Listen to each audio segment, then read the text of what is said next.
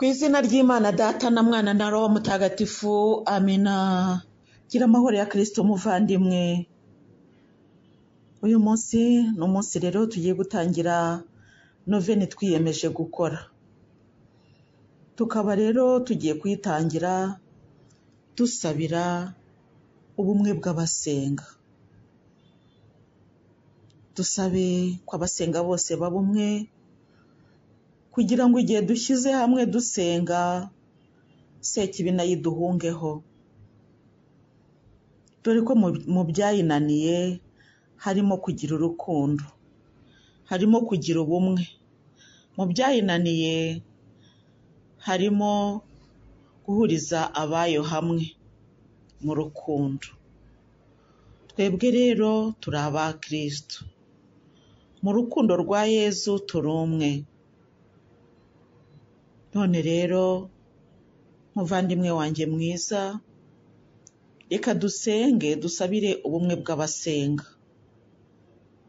kugira ngo abasenga basengere mu kuri, maze babone imbaraga za Roho Mutagatifu, kugira ngo igihe dushyize hamwe tubashe gukumira imigambi y'umubisha, tubashe kubaka uruzitiro rw'ubumwe rutuma umwanzi ataducamo hagati.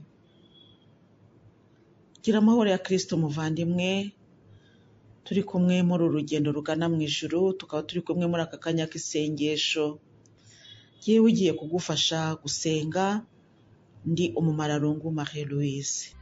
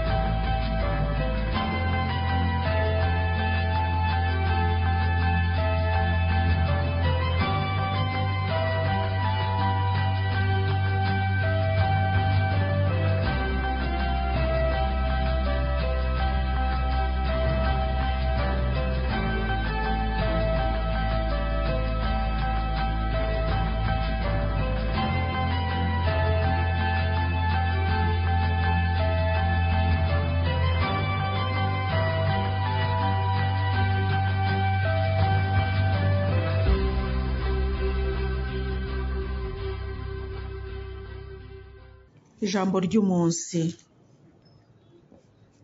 Iri jambo ry'umunsi turarisanga mu ivanjiri yanditswe na Yohane, umutwe wa 15, duhere ku murongo wa 11 kugera ku murongo wa 17.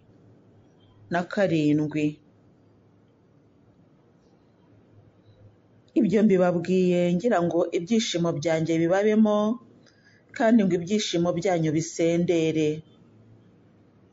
Ngiri itegeko mbahaye: nimujye mukundana nk'uko nanjye nabakunze. Ntawagira urukundo ruruta urw'umuntu uhara amagara ye kubera inshuti ze. Muba muri inshuti zanjye igihe mukora icyo mbategetse. Nge sinkibita abagaragu, kuko umugaragu atamenya icyo shebuja akora. Ahubwo mbise inshuti, kuko nabamenyesheje ibyo numvanye Data byose. Si mwe mwantoye, ahubwo ni jye wabatoye, maze mbashyiraho kugira ngo mugende mwere imbuto, kandi imbuto yanyu igumeho. Bityo icyo muzasaba Data cyose mu izina ryanjye azakibahe. Icyo mbategetse ni uko mukundana. Ijambo ry'Imana. Dushimiye Imana.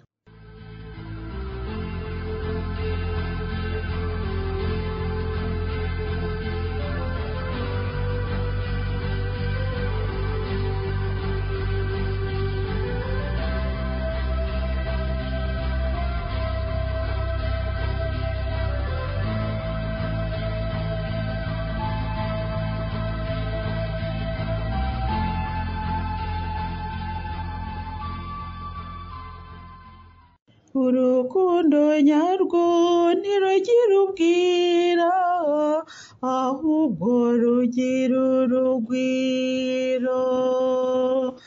Urukundo nyarwo ntirugira ishyari, ntiruhubagurika, ntirwikuririza. Reka twese dusange Yesu, dukunda umutima we, tumushimire ineza ye, niwe nshuti nyashuti. Nimukurikize amategeko yanjye, muzaguma mu rukundo rwanjye, nk'uko nanjye nakurikije aya Data, nkaguma mu rukundo rwe.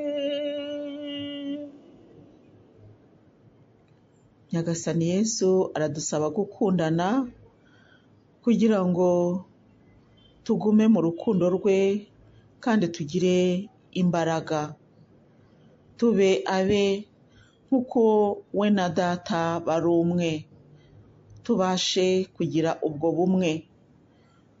Ubwo bumwe rero tuzabubona igihe tuzaba turi mu rukundo, kandi urukundo Yesu adusaba kugirana bavandimwe ntabwo ari urwo gusurana wenda ku buryo bw'umubiri gusa, nta nubwo ari n'urwo kuririmbana, oya, ahubwo ni urwo kwifurizanya icyiza. Urwo ni rwo rukundo rwa mbere. Urukundo nyarwo ntirugira ishyari. Ubwo rero tugiye kureba uburyo twagiye tugira ishyari mu rukundo rwa bagenzi bacu. Uyu munsi turi kwisuzuma kugira ngo tubashe gusenga dusabira isi, kuko twakomeje kubwirwa cyane cyane Kibeho, yewe n'i Fatima n'i Lourdes, Bikira Mariya iteka yagiye atanga ubutumwa avuga ko isi igeze habi. Isi rero si uyu mubumbe ugiye kwikubita hasi, ahubwo ni abantu bawuriho, ari nabo bazamena uwo mubumbe, ari nabo bazatuma Imana itawishimira maze ikarimbura inyoko ya muntu. Kandi twongere twibuke yuko inyoko ya muntu iyo ivuyeho, Imana ishiraho indi kandi isi ikagumaho. Icyo dusengera uyu munsi rero ntabwo ari isi y'ibitaka n'ibyatsi, nubwo nabyo bibabaje kubera ko turi mu byaha, ariko njye ndashaka ko dusabira abantu ari bo si y'uyu munsi. Ijambo ry'Imana ritubwira ko ubu ngubu ibyaremwe byose biraniha, bitegereje kugirwa abana b'Imana kwacu, kuko nabyo bizahakirira ubushanguke bwabyo. Ariko rero igihe tuzaba twabaye aba Kristo neza, nibwo n'ibyo biremwa byose bizakira ubwo bushanguke. Ntabwo tuzaba aba Kristo neza igihe tuzaba tudakurikiza amategeko ye. Ntabwo tuzakurikiza amategeko ye twirengagije itegeko risumbye ayandi, rikubye andi, n'itegeko ry'urukundo. Urukundo tugomba gukunda Imana, n'urwo tugomba gukunda bagenzi bacu. Buri wese agiye gufata akanya yisuzume, arebe uburyo abaniye bagenzi be, abo musengana, abo muturanye, abo mubanye, tubanye dute? Ese aho ntidufite ishyari ryinshi? rya shyari rituma tutagira urukundo, rya shyari rituma tutabasha gusenga uko bikwiye, rya shyari rituma iyo tubonye icyiza kuri mugenzi wacu aho kugira ngo twishime ahubwo kitubera impamvu yo gutsikira. Twisuzume.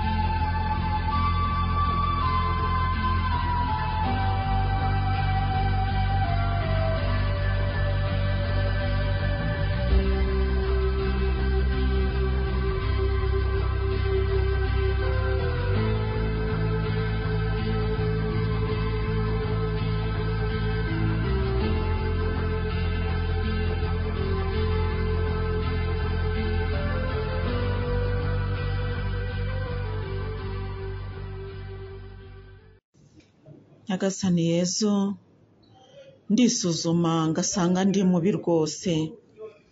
Kuvuga nabi, kugira ishyari rituma tutabasha gukora igikwiriye.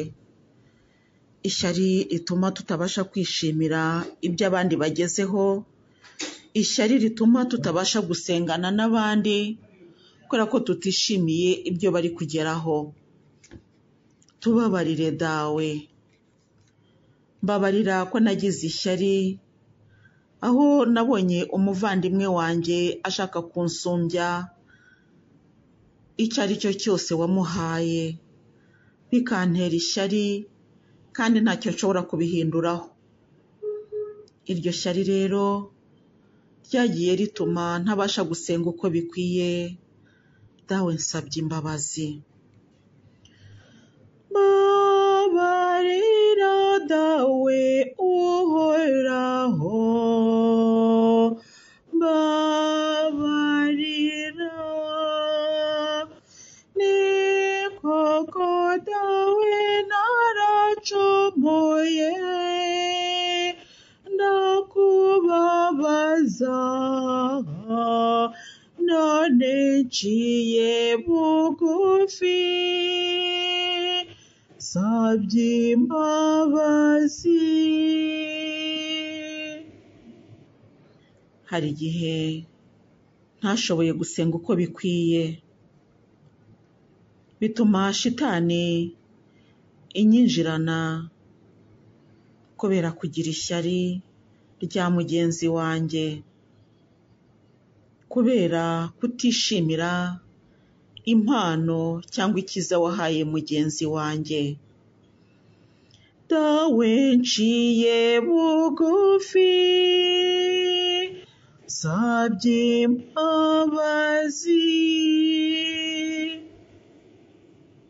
Dawe mwiza, ntabwo twakurikije amategeko yawe, kubera ko itegeko ry'urukundo riransinda.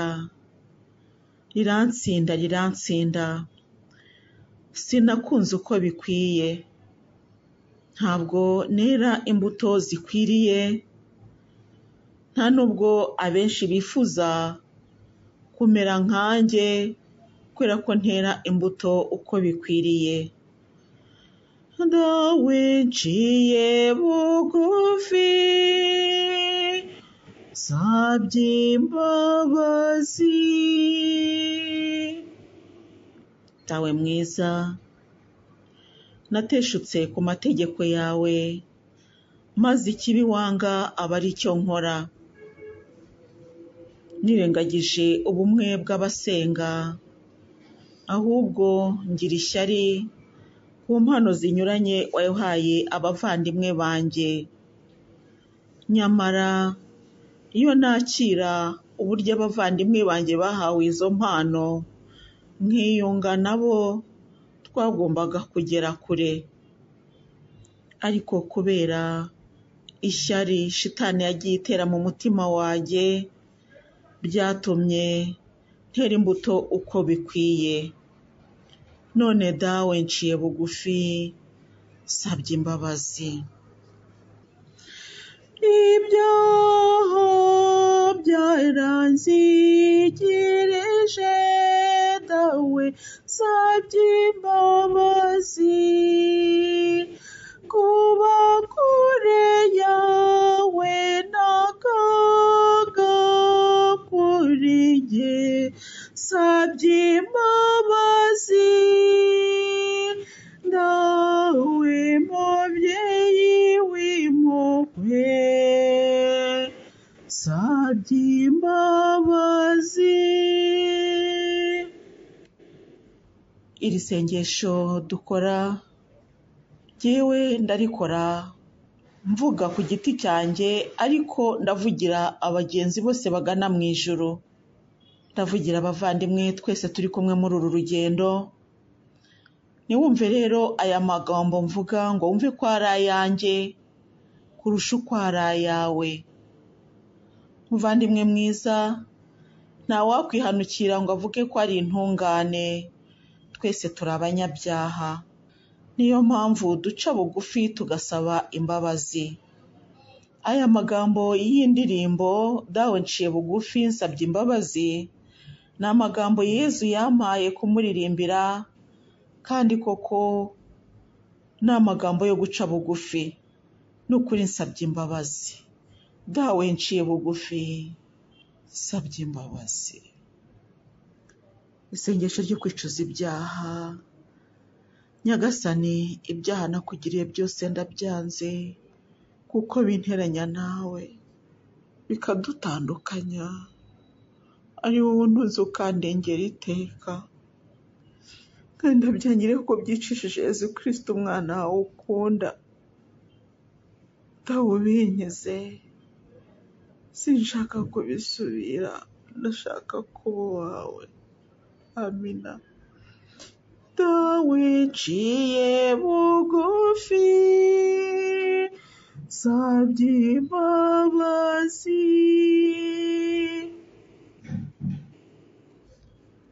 Nsabye imbabazi mu izina ryanjye bwite, nsabye imbabazi mu izina ry'abagenzi bose bagana mu ijuru, nsabye imbabazi kubw'abavandimwe bari kugenda batwarwa na shitani ibajyana mu ngeso mbi zinyuranye. Dawe twese turapfukamye duciye bugufi imbere yawe, dawe dusabye imbabazi.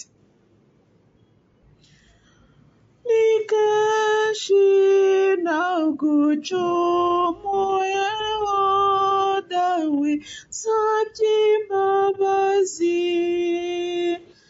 Iyo mfashe icyemezo cyo kwisubiraho ngira intege nke, nawe mubyeyi w'impuhwe nsabye imbabazi. Yezu wanjye, ngirira impuhwe n'imbabazi, ugira agaciro k'ibikomere byawe bitagatifu. Yezu wanjye, ngirira impuhwe n'imbabazi, ugiriye agaciro k'ibikomere byawe bitagatifu. Yezu wanjye, ngirira impuhwe n'imbabazi, ugiriye agaciro k'ibikomere byawe bitagatifu. Dufata akanya buri wese yisengere aho yagiye agira intege nkeya, akagwa, agatsikira, agatatira igihango cy'urukundo Yezu yaturaze. Hari abantu bari kugenda basebya abandi mu buryo bunyuranye. Iyo ni intwaro shitani iri gukoresha kugira ngo iducemo igikuba, iducemo hagati, maze imbaraga zo kwirukana shitani zibure.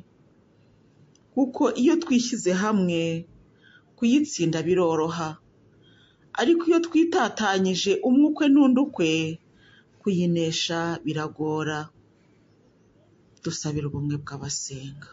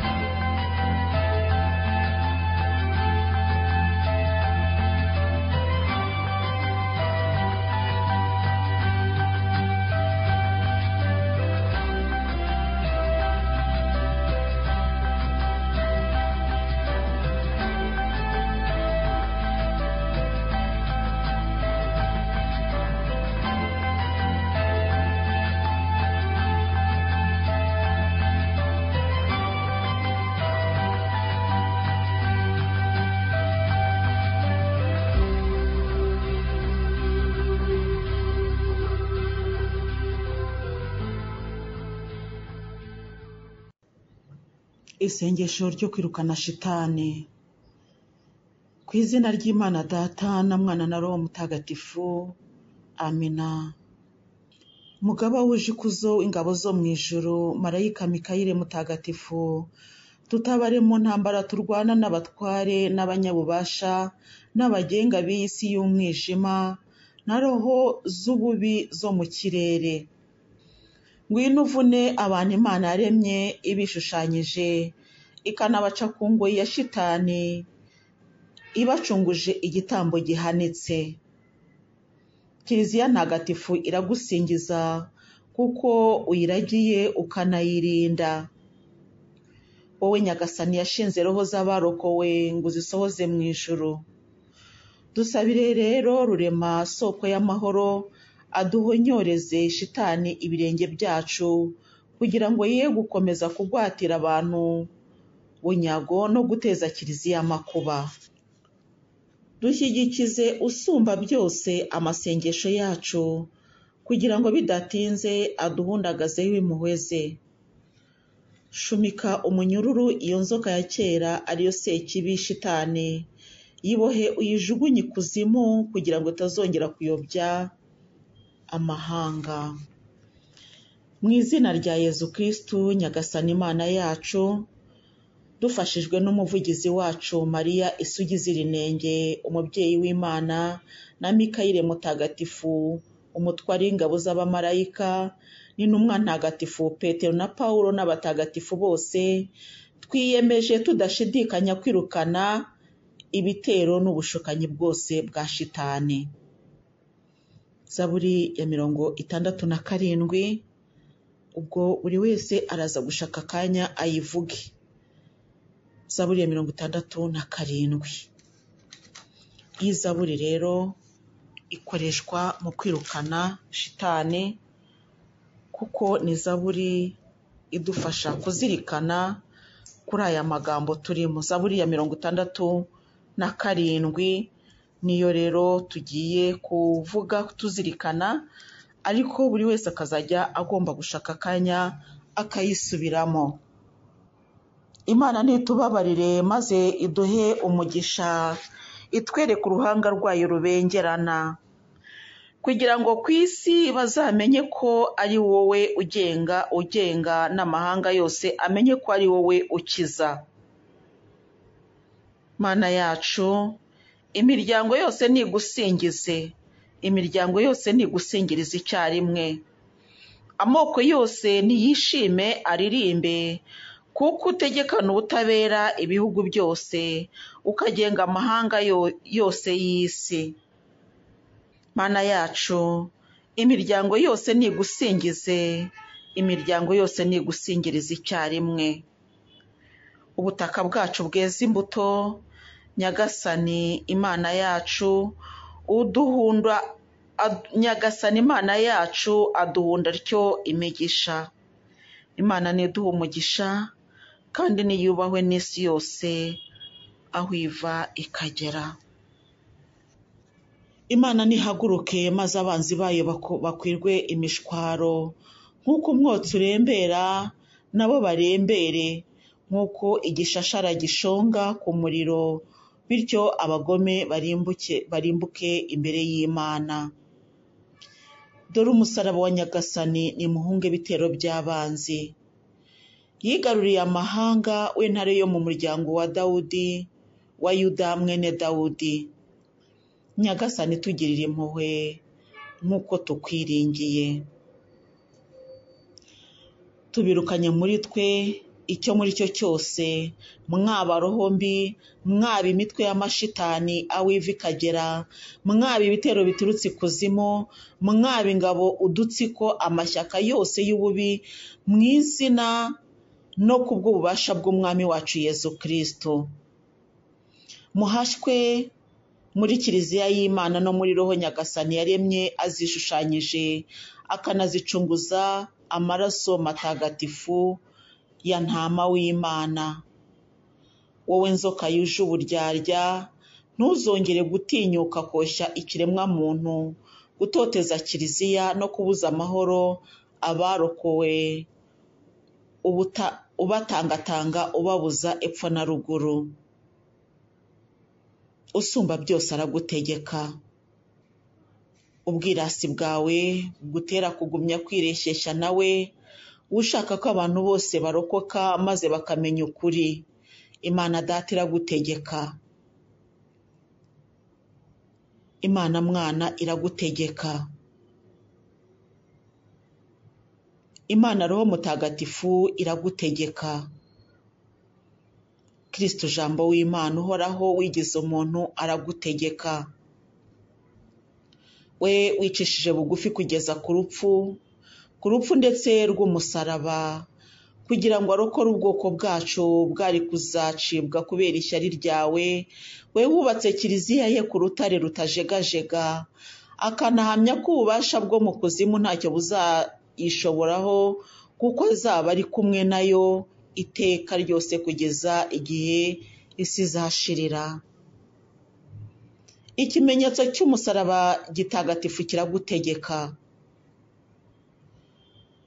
nk'uko ububasha bw'amayobera y'ukwemera kwa Gikristo bugutegeka. Umubyeyi w'Imana wuzuye ikuzo, Isugi Mariya aragutegeka. We wakomenesheje umutwe, ukwicisha bugufi kwe agisamanwa ubuziranenge. Ukwemera kw'intumwa ntagatifu Petero na Pawulo n'izindi ntumwa kuragutegeka.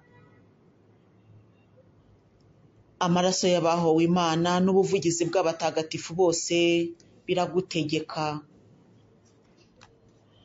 None rero nzoka ruvumwa, namwe ngabo zose za shitani, turabihanangirije mu izina ry'Imana nzima. Imana nyakuri, Imana ntagatifu, Imana yakunze isi kugeza ubwo itanze umwana wayo w'ikinege, kugira ngo uzamwemera wese ye kuzacibwa, ahubwo azagira ubuzima bw'iteka. Mureke gukomeza gushuka ibiremwa muntu, mubisukaho ubumara bwo kuzabigira ibicibwa ubuziraherezo. Mwikomeza kwikoma Kiliziya muyibuza ubwisanzure bwayo. Hunga shitani, wowe soko y'ububi bwose, wowe nyangabirama utifuza ko umuntu yarokoka. Imukira Kristo, we wasanze atarangwaho na kimwe mu bikorwa byawe. Imukira Kiliziya Gatolika imwe rukumbi ntagatifu ikomoka ku ntumwa. Kristo yacunguje igitambo cy'amaraso ye. ukuboko kw'Imana ishobora byose nigucubye ubwirasi bwose. Igihe cyose tuvuze izina rutinywa ritagatifu rya Yezu, uhinde umushyitsi kandi uhunge. Izina rikangaranya amashyaka yose yo mu muriro, naho abarindangoma, abanyabubasha n'abadominasiyo bakaryubahiriza bicishije bugufi. Izina abakerubimu n'abaserafimu basingiza ubudahwema bavuga bati: Imana Nyagasani umutegetsi w'ingabo nasingizwe, nasingizwe, nasingizwe. Nyagasani tega amatwi amasengesho yanjye, amaganya yanjye akugereho. Nimuhorane Imana urayihorane nawe. Dusabe. Mana y'ijuru, Mana y'isi, Mana y'abamarayika, Mana y'abarikanjeri, Mana y'abasokuruza, Mana y'abahanuzi, Mana y'intumwa, Mana y'abaguhowe, Mana y'abakwemera, Mana y'amasugi, Mana ufite ububasha bwo gutanga ubuzima nyuma y'urupfu, ukanatanga iruhuko nyuma y'umunaniro, kubera ko nta yindi Mana itari wowe, akaba nta n'ishobora kubaho, kuko ari wowe wahanze ibintu byose, ibiboneka n'ibitaboneka. Mana y'ubwami butagira iherezo, turagusaba twicishije bugufi imbere y'uruhanga rwawe rubengerana ikuzo, ngo udukize ububisha bwose bwa roho mbi, uturinde imitego, ibinyoma, uburakari n'ubugome bwazo.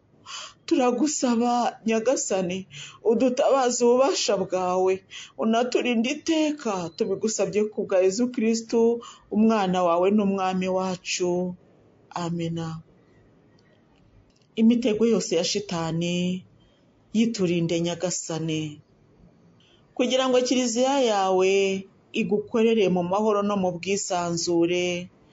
Turagusabye utwumve, kugira ngo ukandagire abanzi ba kiliziya yose yawe bose. Turagusabye utwumve. Marayika Mikayire mutagatifu, dutabare mu ntambara turwana, turinde ubugome n'imitego ya shitani. Turagusabye twiyoroheje ngo Nyagasani Imana idutsindire, kandi ku bubasha bwe, wowe mutware w'ingabo zo mu ijuru, urohe mu muriro shitani na roho mbi zose zijarajara ku isi, zishaka koreka roho z'abantu. Amina. Mutima wa Yezu mutagatifu rwose, utubabarire. Mutima wa Yezu mutagatifu rwose, utubabarire. Mutima wa Yezu mutagatifu rwose, utubabarire. Imana nitubabarire kandi duhe umugisha, itwereke uruhanga rwayo rubengerana, kugira ngo bose bazamenye inzira ze mu bihugu byose, bamenye kwakiza amahanga nasingiza Imana, amahanga yose nayisingize. Bavandimwe, tugiye gufata akanya rero buri wese yiherere avuge ishapure mu mibukiro ashaka, amibukiro amworoheye, yaba amibukiro yo kwishima, amibukiro y'urumuri, amibukiro y'ishavu, n'amibukiro y'ikuzo. Ubu rero aka kanya tugiye kwiherera buri wese avuga ishapure. Hanyuma nitumara kuvuga ishapure, turasoza iri sengesho. Uyu ni umunsi wa mbere dusaba ubumwe bw'abasenga. Ubwo rero ndatekereza yuko ugiye gufata akanya ukavuga ishapure, kandi ngewe ndakuvugira rozari. Hanyuma rero reka dusoze. Bikira Mariya Nyirimpuhwe, wibuke ko ntawigeze kumva ko washubije inyuma waje aguhungiyeho, agutakambira ngo umurengere umusabire. Nicyo gituma nkwizera, ndakugana nkuganyira umpagarire ko ndi umunyabyaha. Mubyeyi w'umukiza, ntiwirengagize ibyo nkubwira, ubyumva ubyiteho. Amena. Bikira Mariya utarasamanywe icyaha, urajya udusabira twese abaguhungiyeho. Mwamikazi wa Kibeho, udusabire. Ku izina ry'Imana Data na Mwana na Roho Mutagatifu. Amina.